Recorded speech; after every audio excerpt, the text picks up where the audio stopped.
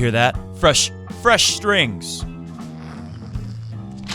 Today on Coffee Break Tennis, we've got the Queens Club draw, or the Fever Tree Championship, they call it. We've got the Halle draw, which is now the Noventi Open, is their new head sponsor over there. We look at the results, some of the surprises, upsets from last week at our first two ATP grass level tournaments of the year, and maybe just a little bit more. Welcome to Coffee Break Tennis, the original tennis talk show, and of course, fastest growing tennis talk show in the world. I am your host, Matt Bradshaw, with a personal guarantee for tennis fans that there will be no double faults on this show, never any unforced errors, a good time guaranteed for tennis fans, with aces and bedazzling spectacular winners for all. I have some match notes here from, I've watched a lot of tennis already in the very young grass court season of 2019. I've already watched a lot of tennis. Some match notes there we'll get into in a minute, but let's get right into our first draw. Put this on the screen. This is Halle, Germany, or Halle, as Roger Federer likes to say. The Noventi Open is the new name this year. And right on the top of the draw is Roger Federer, who, of course, many of you may know because of the way that grass court seeding at Wimbledon, because of the way Wimbledon does its seeding, they judged the last 2 years. I did see a comment where someone said, well, Nadal did better than Federer last year, so how come he's not ahead of Federer? And of course, the answer to that is they used 2 years. And what happened 2 years ago at Wimbledon? This trophy held up by this guy. Again, Roger Federer wins it, but he still must win here in Halle. He has to win. Last year, he was a finalist, lost to Borna Coric in what was a surprise for many. Borna Coric, we've already seen in action, looks pretty good. I don't think he looks as good as, well, I don't think he looks like he's consistent enough, doing enough good stuff consistently to beat Federer if we get the Federer that we all expect. And bad news for Fed, they might face a lot earlier than they did last year. So if Federer can get to the final again and win this year, he will be the number 2 seed. He'll be guaranteed not to face Novak Djokovic at Wimbledon unless it is in the final. And we may get another semifinal between Federer and Nadal. Or maybe we could get a Federer final. You never know. It depends how they spread out the 3 and 4 seeds. It's random, done by, you guessed it, robots, computers, all that. So Federer will play John the Millman. I hope this is on the screen by now.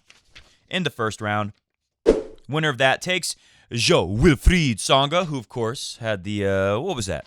Would that have been 2011 win over Roger Federer at Wimbledon? The first match ever where Federer was up 2-0 at a major and ended up losing. Or I think not even at a major, just anywhere. No, first time at a major. I think he had lost to Leighton Hewitt in a 5-set Davis Cup or something like that.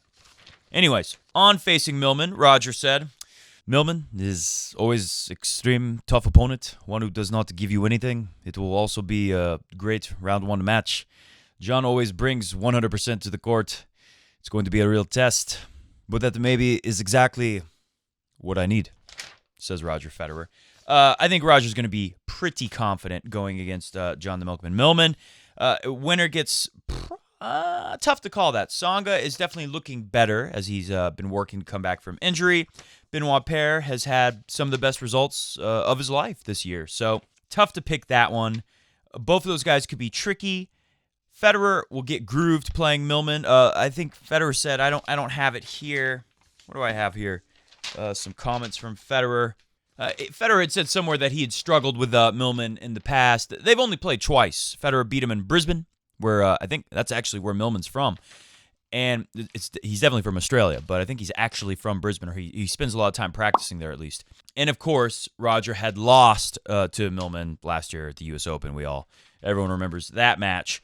But here on grass, I would think Roger Federer, big time, well, everyone would think, big time favorite over Millman. He said one more thing of note before we get rid of this one and volley it away. Federer, of course, 9 times at Halle, going for La Decima. He's going for his own Fedecima. We all thought we'd see this last year. So Fed fans really have a lot riding on this one because after Nadal has double-digit wins at multiple tournaments now, a lot of Fed fans would really like Federer to get one of those by now. So will we get Fedecima? Federer says to win the tournament must always be the goal here in Halle. So let's get through this draw, and then we'll look over at the Fever Tree Queens Club Championship draw as well. For Federer's third match up, you could face Gojovcik, Richard Gasquet, Taylor Fritz, Roberto Bautista Agut. All these guys are capable of playing pretty well on grass. The tournament that was at Stuttgart, I believe, Stuttgart, or the one in Rosmalen, Schertagenbosch. Roberto Bautista Agut had won one of those tournaments before. I think he won Stuttgart maybe 4 years ago or something like that. This is a pretty good draw for Roger Federer until we get to the quarterfinals. So this quarter below, the Borna Coric quarter, he's going to play Jaume Munara. He's going to play Munar first.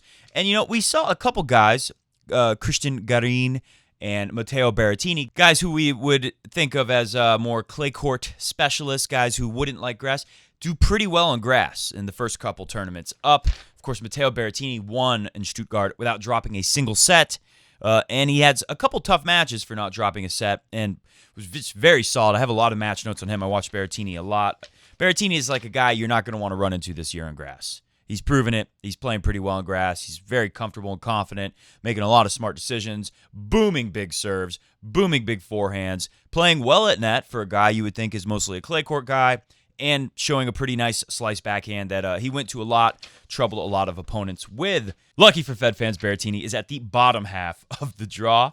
But my point there was Jaume Munara. This guy is a guy that we would all think is mostly a clay court player, so it'll be interesting to see how he does against Borna Coric. Borna Coric serving pretty well, playing pretty well, like I said earlier in the show. I don't know if he's doing everything well enough, frequently enough, consistently enough to beat someone like a Roger Federer, but he should be able to get through Munar. They need to play Hubert Hurkacz, rhymes with Latch, or Yao Souzapalooza, or Souza. Rudy Molliker, a German boy, wild card, is below that. And he'll play Stakhovsky. The winner of that will get either Monfils or Herbert. Those guys had a pretty wild match at the French Open. And the winner of that comes to this bracket. And maybe we'll face Borna Coric. Maybe we'll face Roger Federer in the quarterfinal. I think everyone's going to pencil in Borna Coric. He looked good enough at... Where was Coric at? Was he at Schertagenbosch, or was he... We'll look at the draws for those tournaments in a moment. It all blurs together. I watched so much Stuttgart and Schertagenbosch that who can remember? Bottom half of the draw, Basilashvili gets Berrettini. That's tough. I would go with Berrettini right away to win that. Of course, Basilashvili is a big enough hitter to do trouble, but Berrettini went through Jan-Lennard Struff, who's a very big hitter, who I thought would have a shot to win Stuttgart this year. And Berrettini handled him pretty well. Got through him in straight sets, and just looked more solid, more confident, more focused. Everything looked better. A couple qualifiers below there. Maybe Seppi gets through, or this Mats Moraine guy. I don't know if any of us have heard of him ever.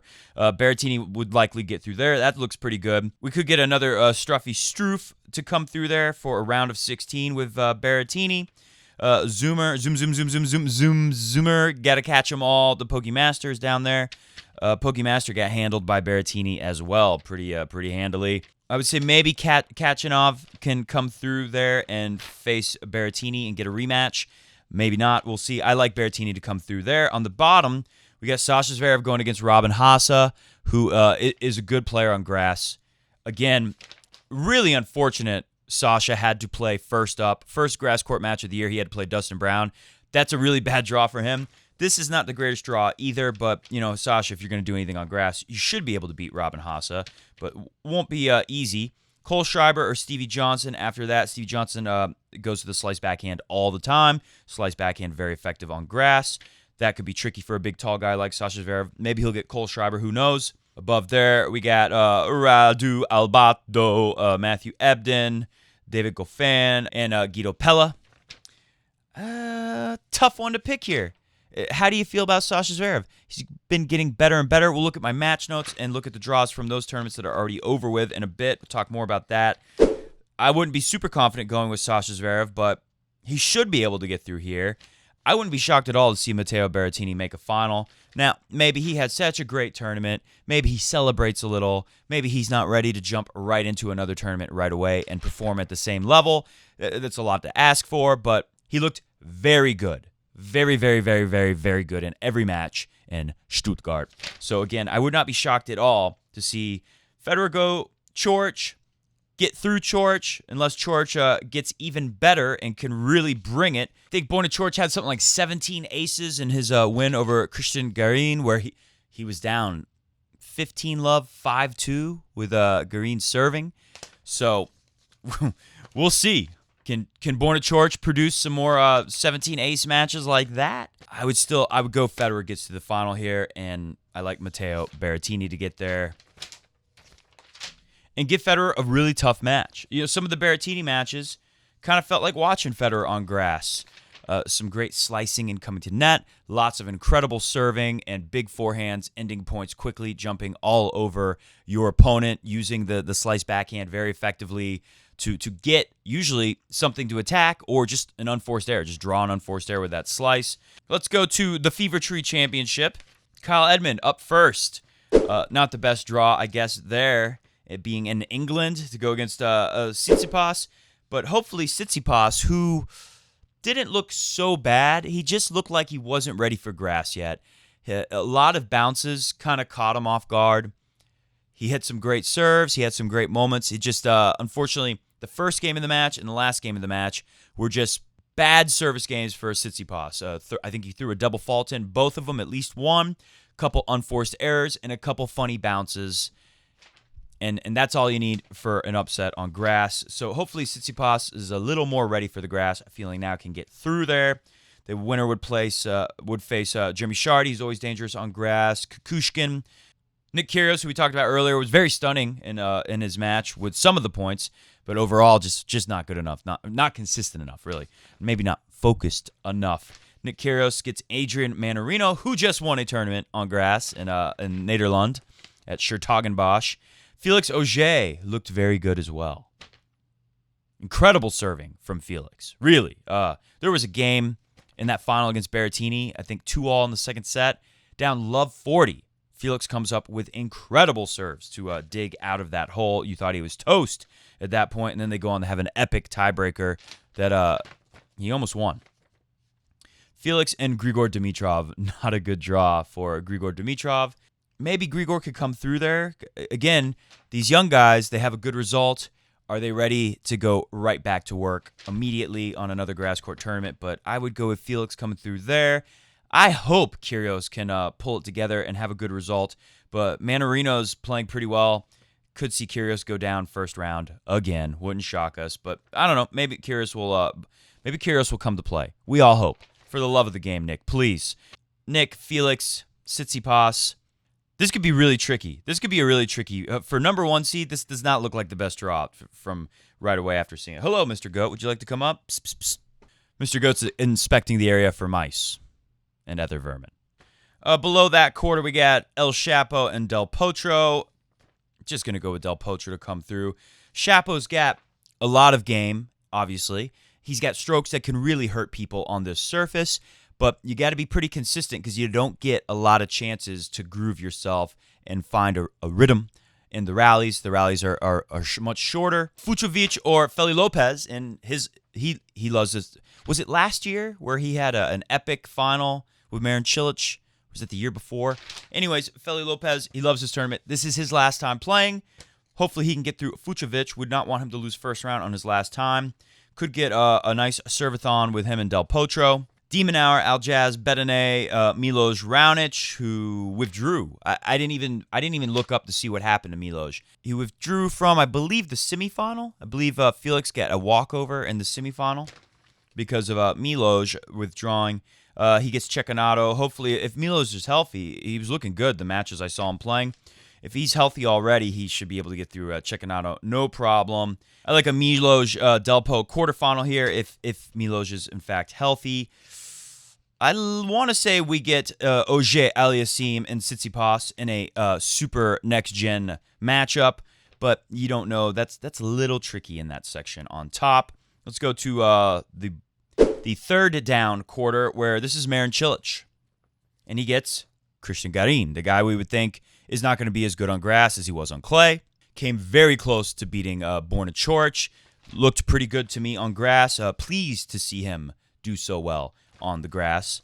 He's an exciting young player. We'll get to see how good he really is on grass, or we'll get to see how out of sorts Marin Cilic still is, or how much Marin Cilic has found his confidence in getting back into the swing of things. That's a match to watch first round. Winner gets Alexander Bublik, who could be very tricky for Diego Schwartzman. We saw Bublik give Dominic Thiem a pretty wild match at the French Open. Danny Medvedev, who lost, I watched it. I can't remember if it was his first or second match. I believe it was his first.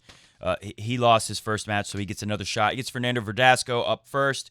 Should be some opportunity there. The thing about Medvedev, I thought, was the backhand was great. The funny-looking forehand, not as effective on the grass. Could be tricky timing that thing here. Jay Clark, a wild card from Great Britain. Luca Pouille looking better on grass. Tough to pick that one. You would say Marin Cilic all the time, but we don't know how Marin Cilic is going to play right now. And now, my favorite part. Kevin Anderson makes a return. We'll say that. He plays Cam Norrie. Kevin Anderson obviously has a ton of points to defend. He was the finalist at Wimbledon last year. Of course, he took out Roger Federer, barely took out John Isner in the longest, most boring match ever. I enjoyed the match, actually. It was pretty high drama at times, but a lot of people didn't like how long it went. Then he loses to Djokovic in a final that felt like a foregone conclusion. Let's face it. Kevin Anderson, how good is he going to look? How healthy is he feeling? We shall see. Winner of that gets James Ward or Gilles Simon. And then above that, my favorite, Francis Tiafoe and Nicolas Mahut. Mahut had a great little run at the French Open. Always been a better player on grass. Will he beat Francis Tiafoe? Would not shock me at all. Above that, though, this is the first match we all have to see. Dirty Dan, he's back, baby. He's already won 2 challengers. We got a story from the Daily Mail here on Dirty Dan. And he's going to play Stanislav the Manislav Wawrinka, who grass has not been his favorite. Allergic to grass kind of guy. I'm trying to think. What was Stan's best Wimbledon run? I want to say the year Stan won the Australian Open, he made the quarterfinals of Wimbledon. I think that's his best result ever. Dirty Dan is going to be a dirty dog and very tricky. So let's take a look at this. Dan Evans wins the Nature Valley Open in Nottingham to build upon the Surbiton Trophy success. The 29-year-old Midlander took the Nature Valley Open Challenger event in Nottingham by beating Russia's Evgeny Donskoy debacle 7-6, 6-3, and yet another reshuffled match due to poor weather. Tons of rain, tons of shuffling. It's a challenger. I didn't watch it. I don't even know how you watch challengers. But winning any grass court tournaments, getting the rhythm at 2 of them back-to-back, that does not sound good for Stan the Man. By adding to the Surbiton Trophy from 7 days before, Dirty Dan Evans has won more matches on grass this season than any other player. That sounds pretty good, even at the challenger level, making him a dangerous proposition as he heads into the Fever Tree Championship at Queens Club. First round opponent will be 3-time Grand Slam champ Stan, but he will not have to play until Tuesday. This latest win will take Evans up to number 63 in the world, places him at 34 in the race of 2019, based purely on this season's results, making him Great Britain's best performing player of this year. You learn something every day on this show. It had been a crazy week with some of the matches moved indoors due to the weather. I don't know about you, but I'm pretty excited for these 2 tournaments. And how fun would it be to see Dirty Dan go all the way? Pretty tough to pick Queens. If I had to put money down right now, I don't feel comfortable going with a young guy all the time. But I'll go with Berrettini-Federer final. Federer wins. La Fedesima at Halle. Let's move to what already happened. Talk about that, and we'll get out of here. So Sasha Zverev got the worst draw ever, playing Dustin Brown first, who took out John Millman, who Federer plays in a couple days. 6-4, 7-6, no problems. If you've never seen Dustin Brown, they call him Dreddy. You see him around this time of year usually. Plays a lot of challengers. Super talented guy. Kind of a crazy game, like a Monfils or a Nick Kyrgios, somebody like that. And a real nightmare to play on grass because he comes to net constantly. He's a true serve and volley player. He's got incredible hands. He's got a pretty good serve. And he's not someone you want to play on your first match on grass of the year, even if you were a top player. So let me tell you a little bit about some stuff I wrote down while I was watching that match. On break point, at 1-1 in the first set, Sasha Zverev goes back to, and I don't have the stats on me, but he had a ton of double faults. He had beyond 10. He had almost 20 double faults. Double fault at 1-1 to give Dustin Brown the break pretty early, 1-1 in the first set. Serving at 3-5 to stay alive in the first set. Sasha Zverev gives him 2 double faults right away to get down love 30. In the second set, Sasha wins in a tiebreak, but he could have made it a lot easier, serving at 5-3. Again, in the first set, disaster strike serving at 3-5. Flip it around, it's 5-3 now. Double fault for love 15, another for love 30. Then one thing I noticed throughout this match is a lot of times Sasha would hit a ground stroke and move a little back. Hit a ground stroke and move a little further back. And it's like, what are you thinking? Especially with Dustin Brown, a very unconventional player, gives him the drop shot in this particular game. And Sasha Zverev is so far back that he just has no chance at this. He gets it off the second bounce, and Dustin Brown pops it back into play with his forehead. Pretty funny moment. That's the kind of guy Dustin Brown is if you've never seen the guy play. This is a match Sasha Zverev could have won. He had some incredible serving at times, but he had a ton of double faults. He's constantly moving back. When he's going to net, he often got lobbed because he was too close to the net. Just doesn't know what to do up there. His hands are getting better. He's hitting better volleys. He's sensing the moment to come in better, I would say. I've been complimenting Sasha Zverev, but this wasn't a very good one, especially at the net for Sasha Zverev. This loss to Dustin Brown, where ultimately he lost 6-3 in the third set after getting that tiebreaker. And I believe something that helped in that tiebreaker was Dustin Brown had a really easy volley to put away, and he just missed it. He has a great volley, so it was kind of a weird miss. I want to say that was in tiebreaker. I don't know. There was a point in that second set where Dustin Brown could have had a chance to win it, and he misses a very makeable volley. I don't know if I can't remember if it was in tiebreak or not. Felix's win over Dustin Brown, by the way. Dustin Brown goes on to a big win over Sasha Zverev, but then Dustin Brown runs into Felix Auger, and it's a 7-6, 6-7, 3 tiebreakers. Felix was incredible.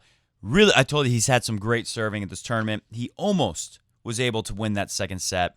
There was a time at the second set with Berrettini in the final for Felix Auger where it looked like he had hit an ace to win the set, and everyone was going back. But then it turns out, he didn't hit an ace. Then there was another time where he puts a ball on the line, and it looks like he's won the point, but they called it out before Berrettini hit the ball. Then there's some confusion. Felix goes up to the chair, doesn't get too upset, something I noted there. Felix didn't lose control there like you would expect a young guy to do. He had plenty of reason to be very upset with the way that played out. But after it looks like he won the point and won the set a second time, and this time his ball's in, not like the serve that was almost in, they got to replay the point because of the call coming before Berrettini hit the ball. You could say it's a hindrance. They got to replay the point. There was a second serve ace later. There was a saved match point with an ace, and then I believe a second ace in a row from Felix.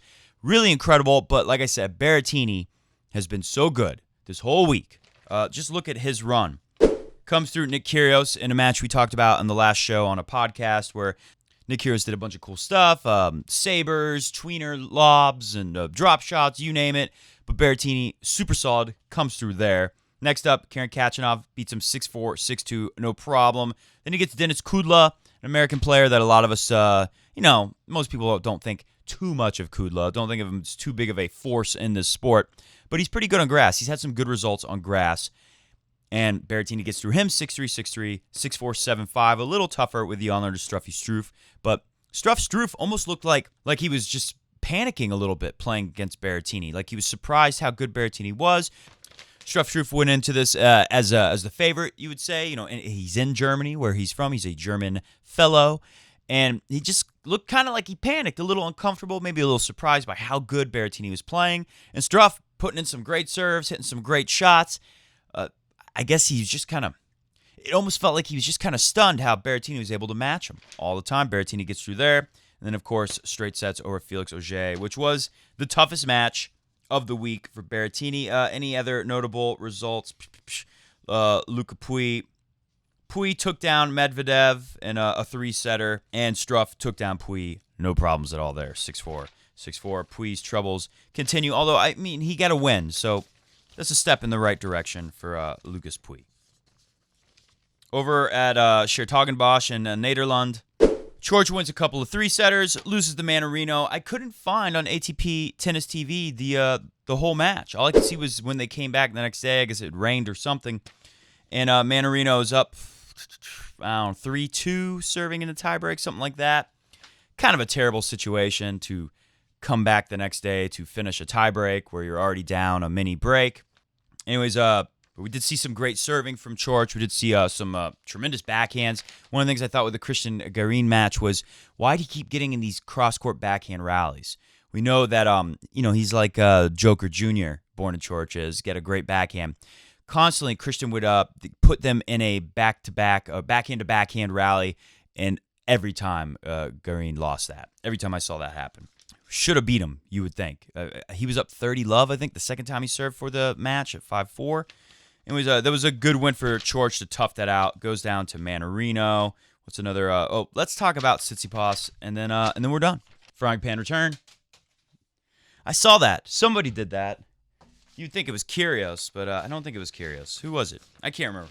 But everyone laughed. Everyone always laughs when you see a pro tennis. Oh, it was Dustin Brown. Dustin Brown came up with a frying pan return against somebody this week. So let's look at this serve location chart from Steph Tsitsipas. And you can see he's going for the right spots, and he's hitting them a lot. But he's also missing a little bit away from the corner. And this ball tends to sit in the strike zone, and you can just rip. And yeah, your serve, it's easier to hold on grass. If you hit the spots, you're greatly rewarded. This is part of why Roger Federer is so good on grass. But when you miss the spot, it can be even more devastating than normal, because on this court, if your opponent is able to take all that pace from your serve and you put it right in their wheelhouse and they can blast it up the line or find an angle with it, it's going to be really hard to track that ball down on grass, even if they just rip all that power right back at you. We saw this when balls would go right at Tsitsipas. He'd have a hard time picking them up off the bounce, especially if they're very deep balls. And I think part of that is just he's been playing on clay a lot, and he makes the switch over to grass and just not quite ready for it yet. Again, hopefully at Queens Club, we see that Steph will be ready for the switch. In my match notes, I write here that the first game of the match, Tsitsipas is just sloppy. He's just a little sloppy looking. Gives away the break, a double fault, missed some ground strokes. Many half volleys that Tsitsipas just misses. Not used to this bounce on grass yet. And I write here that the second set, Tsitsipas plays very well. He wins that set. But in the third set, at 3-all, a double fault from Yari on break point, then a challenge. So it looks like Steph is going to win this match. And then a challenge that stuns everyone, including Mr. Jari, the Chilean himself. They go back, and on the second try, he hits an ace. This was kind of devastating to Tsitsipas, who had worked so hard to this point.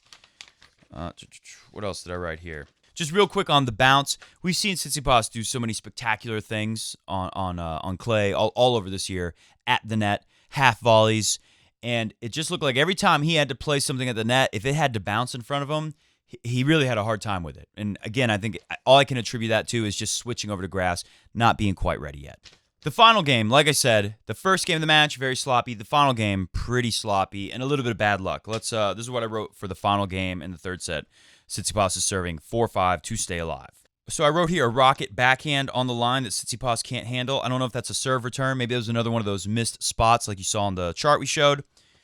Then a double fault at 30-15 to make it 30-all after Tsitsipas has a lead there. Another double fault sets him up for 30-40.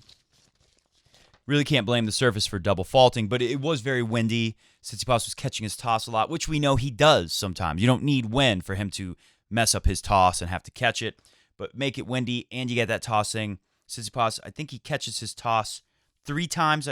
I wrote here that he must have caught his toss at least 3 times in this game. Serving 30-40, the return comes right on the line, which is kind of bad luck for him. And again, not handling these deep balls right at him on the grass court yet, especially you put it on the line. That makes it even worse. And Tsitsipas misses a backhand. Match over. So there you go. Some surprising results.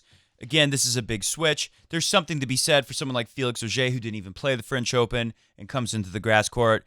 And then you got these other guys who went deep at the French Open, and then they got to transition over. It's a little trickier. It's the first match back. Don't forget, the last time Federer won Wimbledon, he lost to Tommy Haas, who was ranked outside of the top 200 or something at that point. Tommy Haas was pretty much done with his career. Then, of course, he goes on to win Halle and Wimbledon in 2017. So for these big names who go down early, it's not the end of the world, but it sure ain't a very good sign. I am more worried about Sasha Zverev, who's still throwing in tons of double faults, than I am about Steph. Oh, welcome, Mr. Goat. He's back. So hit the music. We're going to get out of here. Oh, you want that, Mr. Goat? Like I was trying to say before Mr. Goat jumped up here, I'm more worried about Sasha Zverev than Steph Tsitsipas, but they've got a little more time now to get things back together. Tomorrow on Halle, we got Stevie Johnson and Cole Schreiber up first, Monfils and Herbert in a rematch of the French Open match. Khachanov, gotta catch them all. Zoom, zoom, zoomer. And we will see Sasha Zverev. Are we still going to be worried about him? Against Robin Haase at the other place, Queens Club. Medvedev and Verdasco tomorrow. Cilic and Christian Garin, don't miss that match. Cam Norrie and Kevin Anderson, should see how Kevin Anderson's looking coming back. And Gilles Simon and James Ward. Thank you for watching Coffee Break Tennis. We will be back on Tuesday after we see some big boys. Maybe we'll even do a podcast tomorrow night, especially if something crazy happens with Sasha Zverev. We'll definitely be back Tuesday after this guy plays. See ya!